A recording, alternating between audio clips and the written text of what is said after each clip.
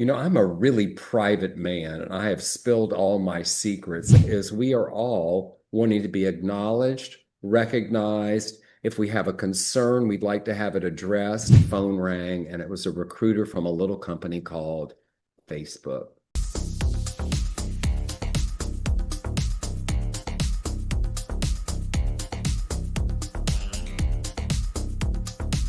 This is the Future of the Future show.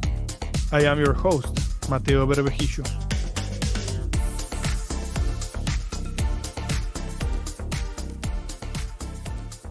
Today's guest is Tom Lenoble, a leader whose career spans Fortune 500 giants, fast-moving startups, and some of the most human, high-pressure environments you can imagine. Tom has led global customer care and service organizations at companies like Walmart, Palm, and Facebook. But long before boardrooms and global teams, his career started in hospitals, hotels, and restaurants. Those early experiences didn't just shape how he thinks about customer service, they shaped how he thinks about leadership, empathy, and what it really means to serve people. He's the author of a powerful book on growth and leadership, My Life in Business Suits, Hospital Gowns, and High Heels. He is the founder of Taranga Enterprises and the CEO of the Academy for Coaching Excellence, where he works with leaders around the world to move from survival mode to bold, purpose-driven action. Along the way, Tom has built and led teams across cultures and continents, navigated moments of massive professional change, and faced life-threatening health challenges that profoundly reshaped his definition of resilience. In this conversation, we will explore the pivotal moments that shaped Tom's leadership philosophy, what truly effective customer care organizations get right, what he learned inside Facebook during a defining period of growth, and how storytelling, performance, and lived experience have influenced his ability to connect with people at every level. We will also dig into his deep commitment to philanthropy and mentorship and what responsibilities leaders have beyond the walls of their organizations. This episode is about leadership as a mindset, growth as a human journey, an impact that goes far beyond metrics. Tom, thank you so much for being here. Thank you, Mateo. What a intro that was. I had to sit here for a moment and take that all in. Thank you so much. You deserve that and much more, Tom. I have to say, I read your book. I enjoyed it a lot. You told me before I read it, you told me, look, people tell me it's great and you're going to enjoy it. You will not be able to put it down. And that is the truth. It has so much in it. Thank you for sharing. I know it's not easy. You share a lot about your life, your family, how you grew up, and then work. It's everything is in there. But as you say in the book, you stopped at a certain point in time, and you now have continued living your life, right? So everything in there, it's amazing, and it's part of your life. And so I'm excited to be here doing this podcast with you. And I want to get started there, right? Tell us about your book. Why did you write it, and who is it for? Well, first of all, thank you for reading my book, Mateo. That means so much to me, especially on this day as I've been watching it on a billboard in Times Square. It's been really moving to see it. I'm a really private man, and I have spilled all my secrets. In fact, my best friend of 50 years called me the day before the book launched and said, "Are you sure you want to share all this information?" And I said, "You're a little late with this phone call, right?" But the purpose of this book, which is a memoir that crosses over into self-help, is to help the reader see that who we are today is the sum parts of who we've been in our life. And some of those parts may be outrageous. We may think they're shameful. We may want to keep them private, or maybe people just won't understand. But indeed, you would not be who you are today without all those parts, and maybe celebrate them. Amen to that. You worked in leadership roles across Fortune 500 companies such as Walmart, Palm, Facebook, and emerging startups leading global customer care teams. But before that, you worked in hospitals, hotels, and restaurants. What do you think those roles help you succeed in the world of customer service? I'll tell you that I've always been interested in people and I've always gotten along with people and found them fascinating. I used to say if I could find a job in an airport that would pay me money just to watch people, I could do it all day long. But what I found true was that each one of those roles I learned something from. I'll tell you, if you've never waited tables, never been a server or a bartender, I think I learned more from people then than I ever did because people let their guard down and they tell you all sorts of things. But one thing was true about them all is we are all wanting to be acknowledged, recognized. If we have a concern, we'd like to have it addressed, and we'd like to then maybe even know how it can be better, what you can do for us that can enhance us. So that worked across all of those things and pretty much in all relationships. That is amazing. How do you I know that, for example, Sapos was very famous for their customer care team and basically just letting them take all the time they needed to take on the call, etc. But I know not all companies work like that. Some have like, you have to stay on the phone a certain time and then like put the phone down or whatever. What was your approach? The way you're so human that I wonder how was your approach when you were coaching your teams on how to deal with those tough conversations. I think that it's a little different from everybody's company because it's based on your culture and how much you want to invest in service. Zappos was known for the best. In fact, at one point, I almost went to work for them. And I loved their team, their customer care team. We used to be at conferences together. Here's what I know to be true about this is however you manage it, it's not just an event. It's not just one call. You have to look at trends over time Mm. because you're clearly going to have calls that are shorter. You're going to have calls that are short or longer. And how do you use technology to eliminate the things that you're getting calls about that you can answer through technology? I had this experience one time at MCI, and there was a credit and collections group that was functioning and not doing a really great job. And we were getting the overflow Mm. calls into service. And I tried to work with them, tried to help them. And finally, they came to me and said, "You just need to take over this group." And I'm like, "I don't know anything about credit and collections." But I got there and I started looking at it. And as I started interviewing with the agents that were working, they had a credit limit that was so small that they couldn't effectively do their job. So everything was put to the next person for approval to the next person. So all you're doing is then creating this stream of people calling back, people being unhappy. So I think it's understanding not only how you treat people, what the calls are like and using technology, but how do you empower people to get their job done? I saw this at Walmart where I was working for Walmart.com, spending a lot of time in Bentonville, Arkansas. And I remember going first to one of their big service centers and saw that they had this really huge abandonment rate. And I brought it to the attention of some people. And then I eventually was sitting with Lee Scott, the CEO, at one point, and he laughed when I told him. And I said, "Lee, it's not funny. These customers aren't being cared for. Don't you realize they're going to call you again tomorrow along with all the other customers?" And he smiled and said, "Well, but we know when they go in a store, they're going to spend whatever the bag was at the time. So they may come in and happy, but they're still going to spend money." So I knew my challenge then was to help him see what if they went in the store as a happy customer. Right. So it's been interesting, but I think that the thing we need to remember about it all is the people taking the calls, answering the emails are human people. The customers are humans. And when we remember that these are humans we're dealing with and not just numbers, you can't lose.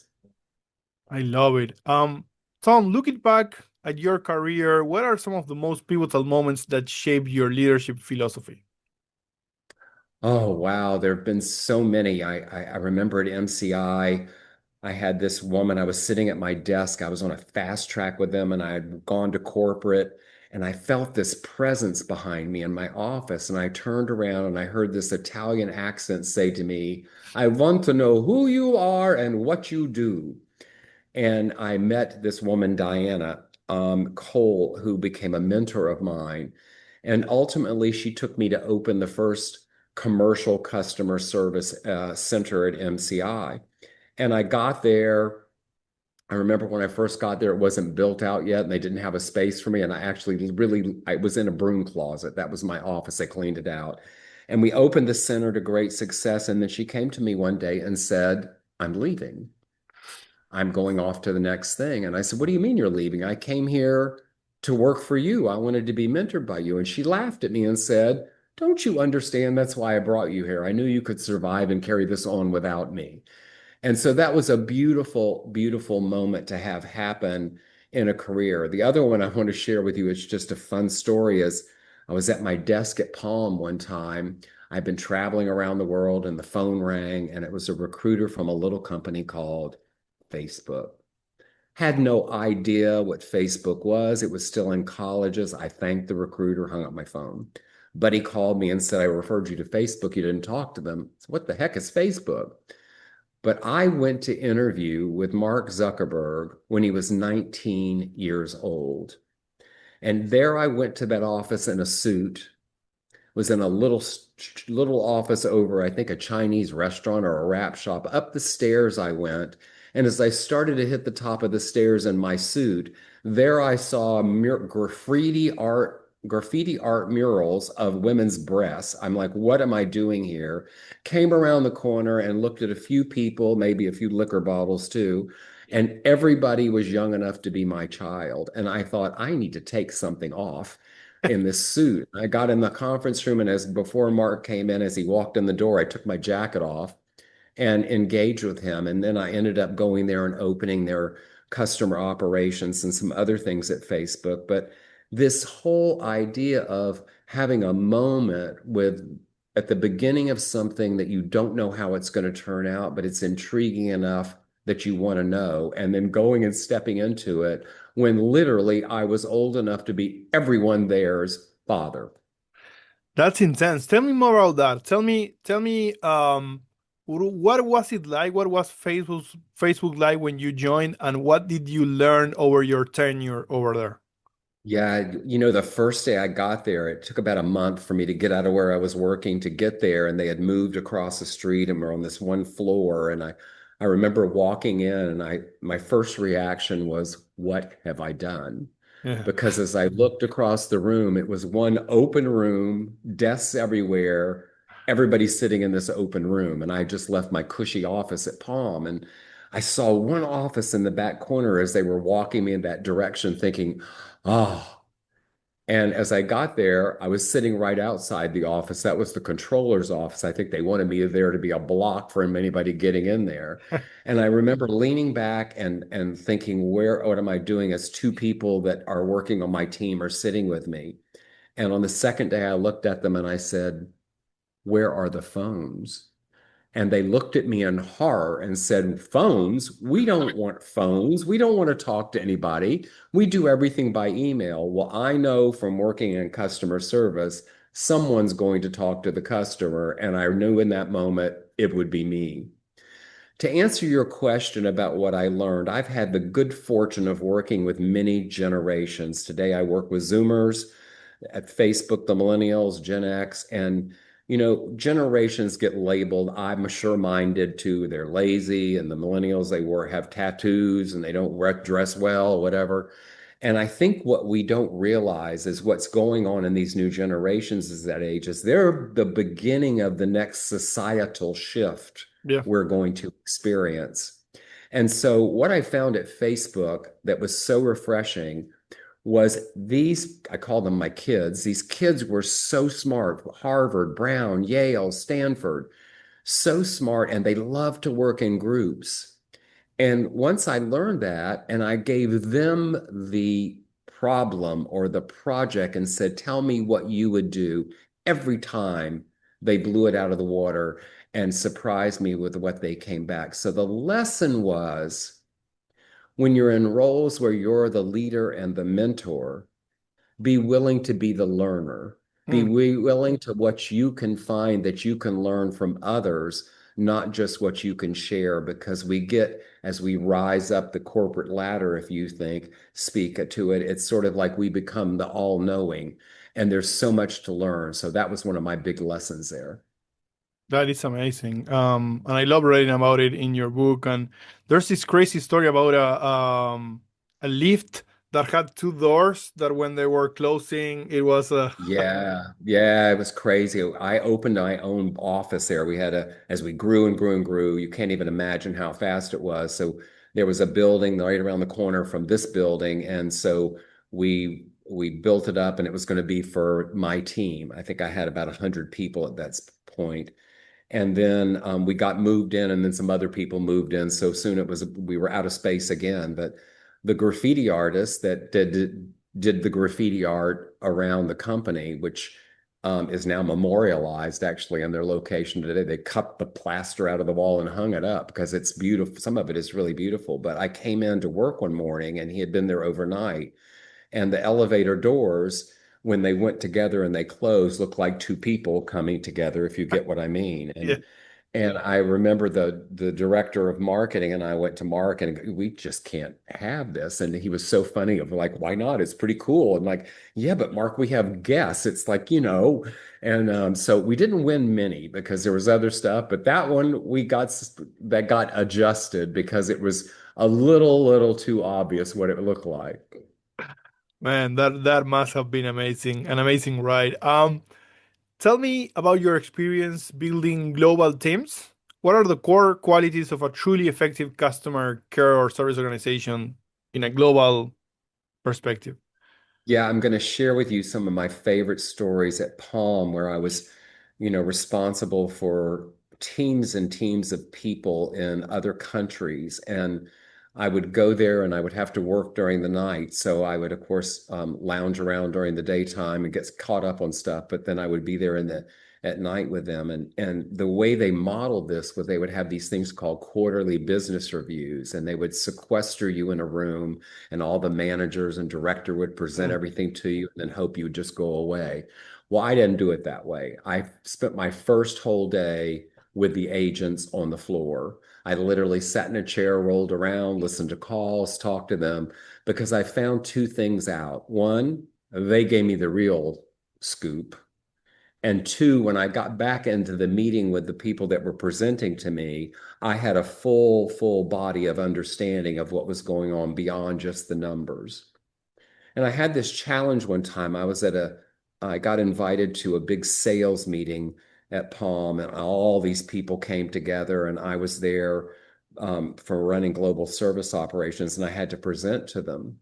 And I had been hearing when people referred to our service agents that were in these other countries as those people, as if they weren't part of us. Well, what I knew to be true is when I met with these people, they were so proud to work on this account. It meant more to them than you could even imagine. And so, knowing this challenge, I went to these service centers and I said, I want you to record for me video that answers two questions. Why do you work on the Palm account and how do you feel about it? And what does it mean to you to take care of the Palm customer? So these centers collaborated. They sent the video. It was all raw and everything. I had somebody edit it. And so when I got up to do my presentation at the sales conference, I stood in front of them, didn't say a word, pressed the play button. They watched this video of these people saying what it meant to them to work on the Palm account and how proud they were to take care of the Palm customer. When it was over, we got of course, a beautiful applause. But the best thing about it was I never ever heard those people again. They knew their names, they knew about them, they wanted to know what they were doing. We even started a program that was part of our recognition program to bring one or two of them from the other country to our offices to experience what it was like with us. So to me, that was one of it, is how do you bridge the gap between these locations that are far away with the company? Happened to me later at a company where I was the chief support officer, and it was a startup that happened in Israel, and then they moved the headquarters to San Francisco. And as I started working there, I realized that this move had fractured the company. The people that were still in Israel felt like, what happened to our company? We built it and now you moved it. Yeah. And so I started doing work to bridge these things together. And it's back to what I get asked by a number of CEOs in my journey where I manage customer care and HR is what are you doing managing these two disparate organizations that don't go together? And my answer was, but they do. They're both customer organizations. One's internal, one's external facing. Yeah, very true, very true.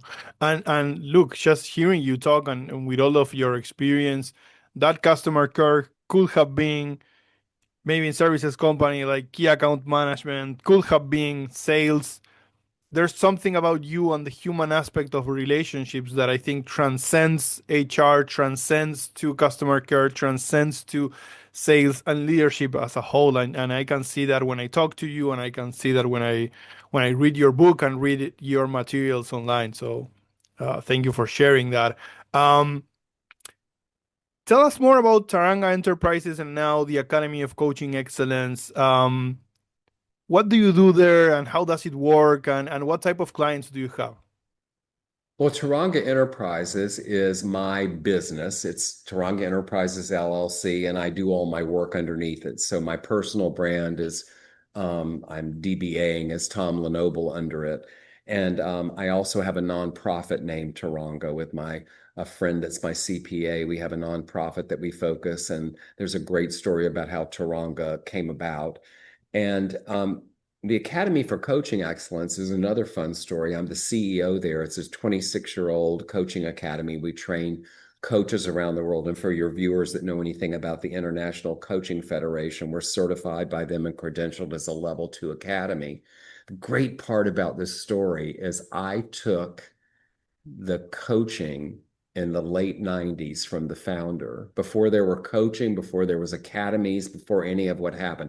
Coaching is now a 15 billion with a B dollar business. And back then, that's not what it was. In fact, I used the skills I learned in my corporate jobs, but I couldn't call it coaching because people thought I was coaching the soccer team. We had to call it employee development. But, it's a whole nother podcast probably, but I believe in manifesting things. And I can remember thinking when I was taking that coaching, by the way, I had 6 months to live one of the three times when I took it. I remember thinking how I'd love to work with this person one day, this founder. Fast forward, I'm now the CEO of that company. And it is so rewarding because, of course, the curriculum grew and changed, and we offer so much for people through transformation and empowerment. And then they go in the coaching program and become certified coaches. So it's great. And then Taranga Enterprises just is sort of the shell that I do my work under.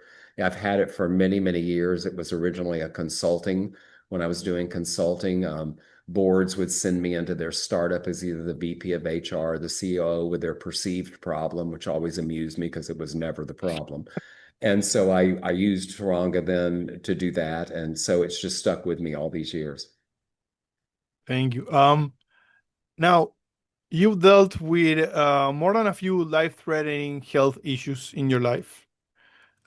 How has that shaped your definition of resilience and the way you coach others through adversity?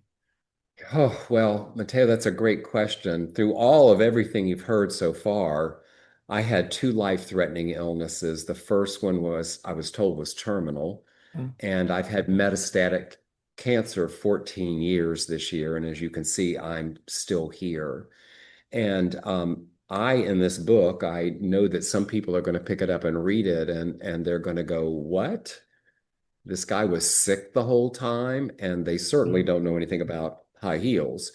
But you see, I know that I would have never been hired for some of these positions had somebody known I was sick, and certainly not if they knew anything about high heels.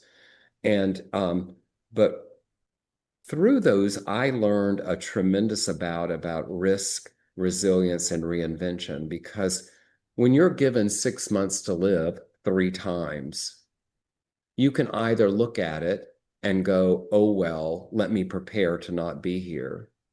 Or you can look at it a little differently, which for me turned into something like when the impossible was presented to me, I would go, watch this. I remember the third time I was given 6 months to live, the doctors came and said, the cancer's back. It's in 5 locations. We can't give you any more radiation. I've had enough radiation that I could be your nightlight. You could put me in the corner and I'll glow the room up for you at night. And I remember I chuckled.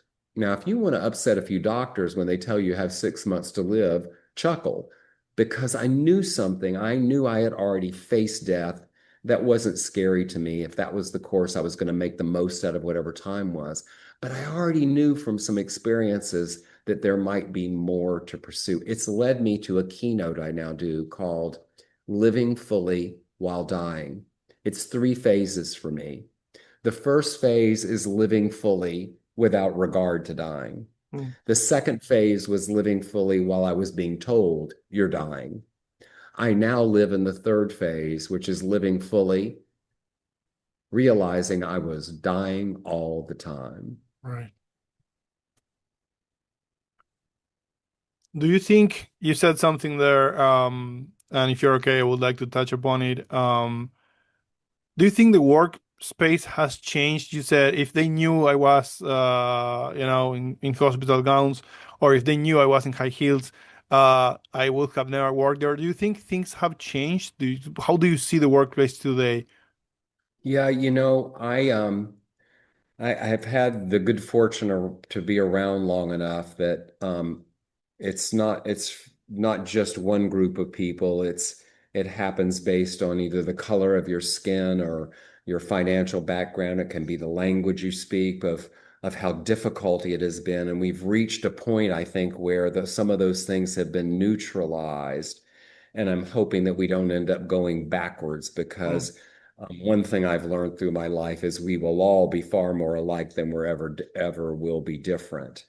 And so I think that it has evolved more where it's more acceptable, it's more open. I think that, we still have barriers to go for different communities and different segments of population that we need to work on. And we still have judgment about people on, the color of their skin or what they choose to do in their private life. But we've come a long, long way.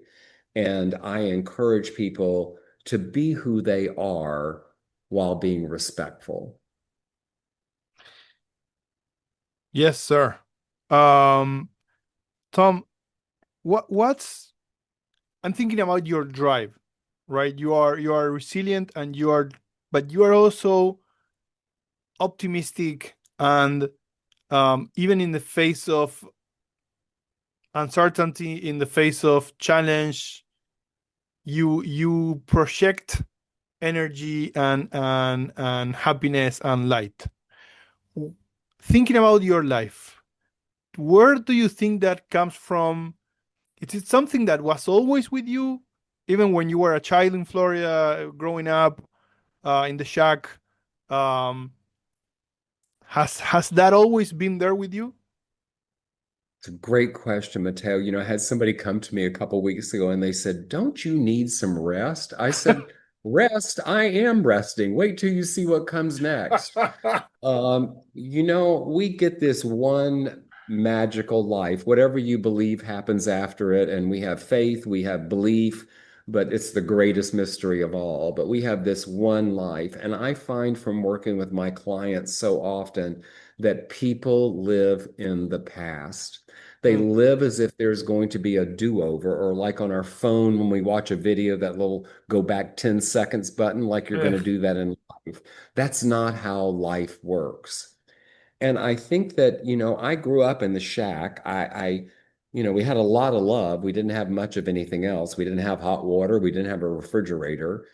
And I remember I started school when I was 5, and in my little 5-year-old mind, I came home after the second week, and I remember looking around the shack and thinking, again in 5-year-old terms, this isn't what this is going to be like. There's something there's something here that's not like what it should be or what I want it to be. And I faced a number of things in my life, and I think I realize, even with horrible diagnosis and whatever, that you can involve a few things to move forward. One is the reality of what is, where you are and what's happening, and face it and see what you can do to be resilient with it, maybe take a risk and reinvent yourself.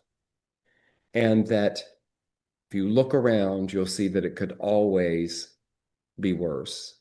Yeah. And that being here in the present, letting go of the past, being here in the present, not too far in the future, is where the magic is. We woke up today, some people didn't. So for me, I think it's just how I live my life is to not only be present, but to be a believer in gratitude. And I'm a huge component because I know it to be true in being of service to others. Mm.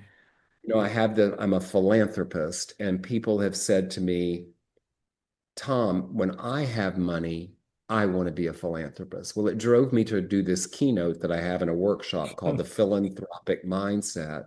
And my goal was to shift people's thinking that philanthropic gestures were more than writing a check, more than going to a gala, more than your name on a building, that your smile or your hello can be a philanthropic gesture because you can change someone's perspective, day, life. You just don't know it. Yeah. I remind boards, nonprofit boards that I work with and their teams, the check you get for $1,000 or the 4 quarters you get for a donation are the same more than they're different. They come from someone's wealth, they come from the same spirit of giving, and they should be honored accordingly. So I think through this, what I have learned is that often we give with an expectation. That's not true philanthropy or having a philanthropic mindset. If I'm saying hello or giving someone a smile and I expect it in return, I've made it about me. So it's how are we service to others? How do we help support other people without that expectation? And what I know to be true, which sounds cliche, you will always get more back than you gave. Yeah. That is very true. Tom, how do you move? You work with a lot with leaders, and you are very bold. You're someone that has always been very bold and always driven, and always you've taken risks, right?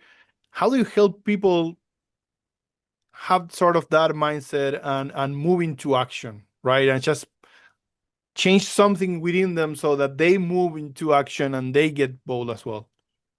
Well, I'll give you a few examples because this is really great. One is so many people living in the past about what happened. We can't Yeah. get very far moving forward. I work with people that have lost their job and they tend to have one foot in the future trying to move forward and one foot in the past about what happened. Well, go outside and try and walk and see how far you get. Yeah. You're not going to get very far till you move that other foot forward with it.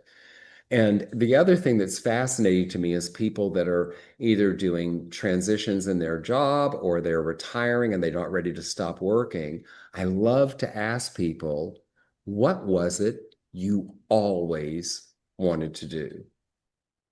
Right. And almost always it foots to something where they get a little kind of like, oh, and it boils down to somebody said you shouldn't, you couldn't, or they think they wouldn't. Yet it was something that was always inside of them that they wanted to do.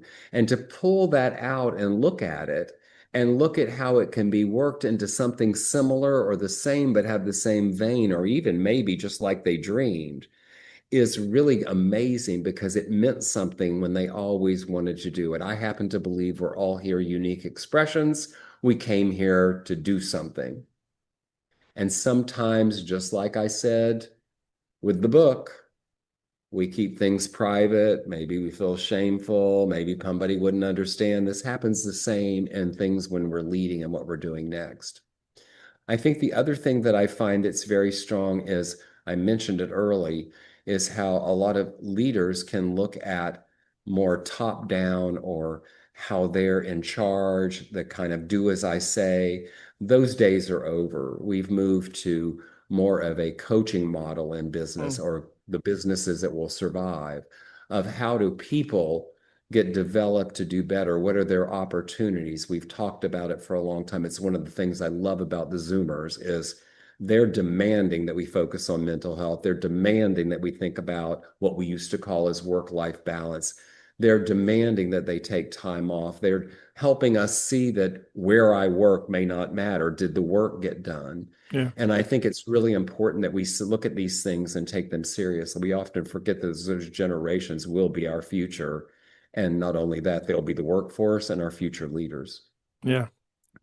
Tom, I have one last final question to you. What excites you about this year? I know the book is a huge thing, right? Yeah, the New York Billboard, that's exciting. Congratulations again about that. But you love traveling. You are in Maui right now. You go back and forth from San Francisco to Maui. Yeah, you like many things, right? 2026, anything you want to get done during this Oh, year? Anything fun? perfect timing. I just came out of strategy sessions with my team for 2026, and it's always the same kind of thing with them. Is they look at what I've got on my mind, and it's like I can tell by the look on their face, like nobody can do all this, and I'm like, watch me. And so for this year, there's another book coming. There's actually Oh, two more book coming. The next one, I hope to have it in publishing by the summer. And the title of it is My Life at Facebook, The Adult in the Room. And I'm going to tell oh, a story about those early years at Facebook through my eyes being old enough to be everyone's father, which should be kind of fun. We're really looking at how we take the book and what it can bring to me, what it can help me with, because I want to get the word out. I want to speak more about it. I want to talk more about it. And I think so that's one thing. And I have this amazing team, and I'm just so pleased with them. On a more personal level, I'm planning a trip to New Zealand. It's a place I've never been that I really want to go to. I haven't really traveled internationally since COVID. As you heard about my health, I was told don't get COVID. And so I didn't for 5 years. I lived under a rock. And then I finally got COVID. And once again, I'm still here. And so I'm interested in getting a little bit more travel. And I think I'm working harder than I ever have. And I've worked really hard, but there's really something different about it when what you're working on excites you beyond someone else's product, someone else's business, someone else's goals, where you're on the line for it. The risk and the success for it is in your lap, not someone else's. that's that's so amazing. Look, this episode has been an amazing episode. This conversation, I'm happy that I got to know you and I was able to get you on my podcast. So thank you for that. Looking at everything that you are saying, I would love to extend an invitation even now to do another episode by the end of the year, and we can talk about everything that will happen this year. Well, I'm ready. I'm ready. I have a few stories I haven't told you, like when I left Facebook and said to Mark Zuckerberg, I want to see you in 10 years. And he said, why do you want to see me? You're leaving. And I said, just want to see what happens, see what you're about. Well, I forgot all about it. And one day I was sitting at my desk 10 years later, and a Facebook message popped up. Still want to have lunch? Shit. Are we going to leave that for the next episode or? It's up to you. No, no, you have to tell us now. We can do that. Tell us now, and Well, we have more material I, next for the next one. I looked at this message and thought to myself, do I want to have lunch with the fifth richest man in the world? Because that's what he was at the time. And I thought about it for a moment and said, heck yeah, I'm going to have lunch with the fifth richest man in the world. And so we made a date and I went there, and the world had changed, the security, everything from when I was there in the early days. This was now a public company, and he's the fifth richest man in the world. So I made my way of, getting through security, and they took me upstairs, and there was a couch, and it was between two of these glass conference room. Was his, one was Cheryl's. And I remember seeing him, and he had this big meeting going on. So I positioned myself intentionally so I could watch and see and look Yeah. around the room. And Mark came out after the meeting broke up, and we said hello. And the next thing I knew, we were side by side, and somebody was taking our photograph. And I thought, well, how sweet is this? They're going to put me in the newsletter or talk about me at the all hands. And in that moment, I realized, no, security. You're here with the fifth richest man in the world. They want to make sure they've got documentation. Well, Mark and I went in this meeting. We were supposed to be together 30 minutes. We were together almost 45. There's a beautiful spread of sushi that neither one of us touched. And we started talking. And it was a beautiful conversation that we had. And he shared things with me. I shared things with him. We talked a little bit about old times. I had a couple hard questions because I knew I should. And when we left, I said he was late and we were running late and there were all these people standing around. And he goes, "You can see they're all waiting for me." I said, "Yeah, I see that." I said, "I can go now." And he goes, "Ah, they can wait a minute." And so we said, "Are we going to do this at 20 years?" And I said, if I'm around, he didn't know anything about my health situation. So I'm thinking if I'm here. And he goes, "Ah, you'll be here." So 20 years is coming up. A lot has changed, but I asked myself if I got that same message, still want to have lunch, what I do with all the changes. And I decided, yeah, I'm going to lunch. You definitely yes. Um, Tom, what can I say? We could do a million episodes, and there's always something that you will be able to show us and the audience, and we're going to learn something amazing from it. So we'll stay in touch. We'll do it again. And thank you again so much for being here. Thank you, Mateo.